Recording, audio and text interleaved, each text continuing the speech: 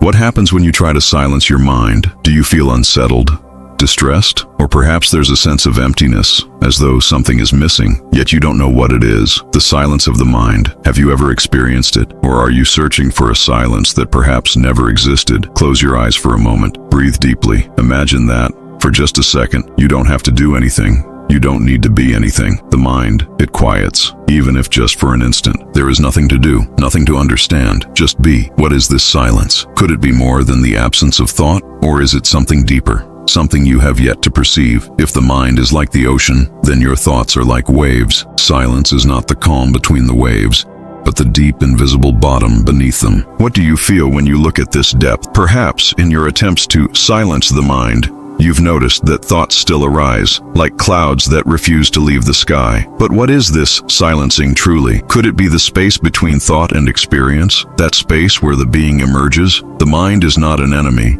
It is a quiet partner in the human experience, a tool with purpose. But for a long time, we've tried to control it. We've tried to shape it to fit our expectations. But in doing so, have we not made it a prison? Watts teaches us that the mind does not need to be controlled. It needs to be understood, and more importantly, it needs to be heard. Silence is not the end of the mind. It is the field where the mind and spirit dance together. Silence does not annihilate thought, it liberates it. True silence is not an absence, but a presence, and yet it is what we fear most. The absence of the identity we have built, the absence of the ego, the absence of our constant struggle to be something, and what remains when that something dissolves. The mind, as Jung said, is a battlefield, a place where the conscious and unconscious meet. The battle is not between them, but between what we believe ourselves to be and what we truly are. The ego, that construct we call I, is like a passing cloud over the sky of the mind. It forms, it dissipates, and perhaps, when silence comes, the ego too disappears, like a shadow dissolving in the light. So what is silencing the mind if not allowing that battle to cease? And what happens when the mind quiets, when the ego dissolves,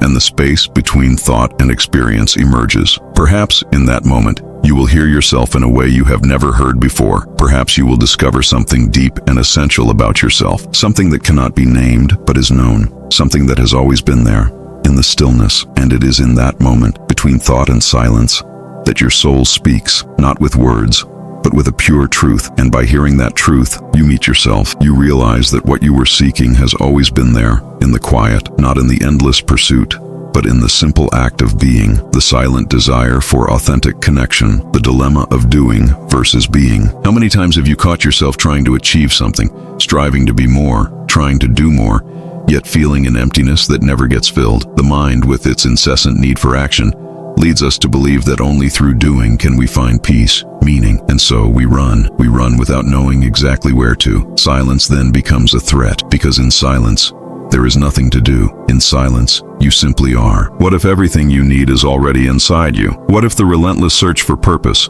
for connection with the whole, is merely a reflection of an unsettled mind? The silent anguish of living in an overload of thoughts and desires leads us to a disconnection from the reality that is here, now. You are not connecting with the present. You are distancing yourself from it, distancing yourself from yourself. The search for connection with something greater often becomes a search for external answers, signs, visions. But what if all of that was a reflection of a deep disconnection from yourself? Perhaps true connection is not a search, but a cessation. Silence is not the absence of desire, but the recognition that desire is only a distraction from what you already are. Deep down, we are not seeking something outside of us. We are trying to align with what we are by essence. The invisible error occurs when we try to control the experience, when we try to force our reality to fit our desires. But in doing so, we lose harmony with what is already being lived. The struggle for fulfillment becomes the greatest distraction from being. This is life's paradox. The more we try to control who we are, the more we distance ourselves from who we truly are. The relentless search for external answers pulls us away from the only place where answers can emerge, within us. Watts reminds us that the mind is a tool, but when the mind becomes the master of the house, we forget who we truly are. And what happens when we finally stop fighting? When we stop searching for answers outside of ourselves, something extraordinary happens. Silence, instead of being an emptiness, becomes the key to unlocking what's within us. Manifestation does not happen through effort, but through surrender. Surrender to the present moment. And so, things begin to unfold. but in a fluid, effortless way. Manifestation through silence. Manifestation is not action. Manifestation is alignment. When we speak of manifestation, the mind quickly thinks of action. Manifesting is something we need to do, something we must seek. But what if manifestation wasn't an act of effort, but of tuning in? What would happen if true manifestation emerged not from action, but from silence, from internal alignment with what is already happening around us? True manifestation happens when we quiet the mind and tune into the frequency of the universe. It is not about doing something, but about allowing what is already in motion to flow through us. Silence within is the medium through which we align with the flow of life. When there is resistance, when there is struggle, the flow gets blocked. But when we quiet ourselves, life flows. The effort to achieve something, to make it happen, makes us move away from our true nature. When we try to force life, it becomes a battle, and like any battle, it consumes our energy. True intelligence lies in silence. It is in silence that we can hear the natural movement of life. It is in silence that we trust the wisdom of the universe. As Allan says, the effort to achieve something makes you move away from your true nature. When we stop fighting,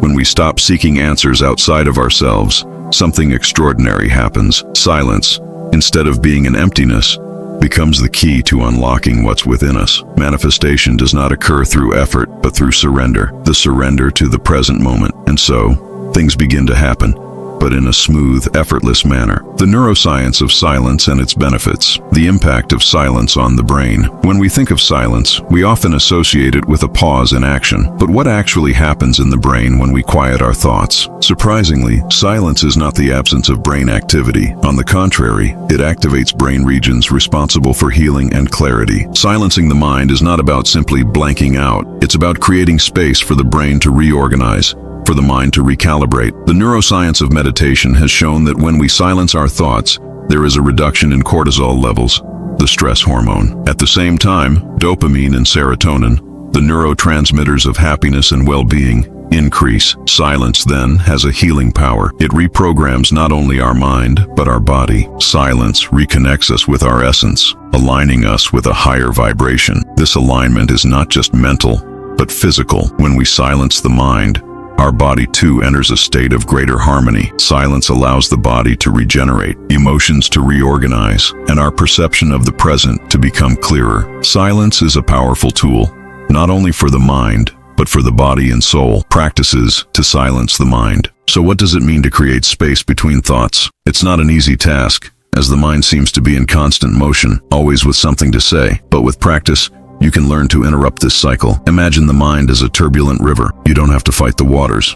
You don't need to make the river stop. All you need is a moment of pause, a moment where you step out of the current. The practice of deep breathing is a powerful way to interrupt the constant flow of thoughts. When you breathe deeply, you are reminding both your body and mind that there is no rush, that there's no need to escape anything. You begin to anchor yourself in the present, starting with the breath. But there's also another powerful practice, concentration on the body. By focusing on the physical sensations, the tips of your fingers, the feeling of your feet on the ground, the texture of the air on your skin, you create an anchor that interrupts the avalanche of thoughts. You are not controlling anything. You are simply observing. What does the mind do? It quiets down. And with this quietness, your soul becomes visible. Connection with the soul through silence. What does it truly mean to hear the soul? The soul does not speak in words. It doesn't have a voice we can hear with our ears, but it speaks to us in feelings, intuitions, and even dreams. When the mind is silent, the soul begins to reveal itself, not as something distant, but as the essence that has always been here,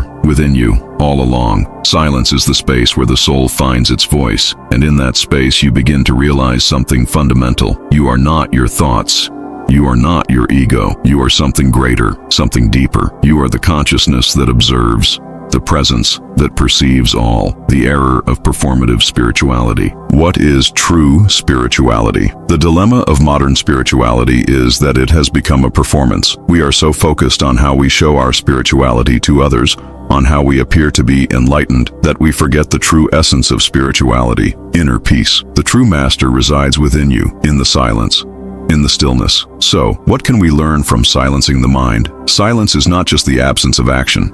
It is the space where conscious action is born. When you allow the mind to quiet, you are not giving up on life. You are aligning with it. You are letting the flow of life flow through you, without resistance, without struggle. Like a river that flows silently, the soul reveals itself when we stop fighting the current of life. Only in silence can we see what has always been present.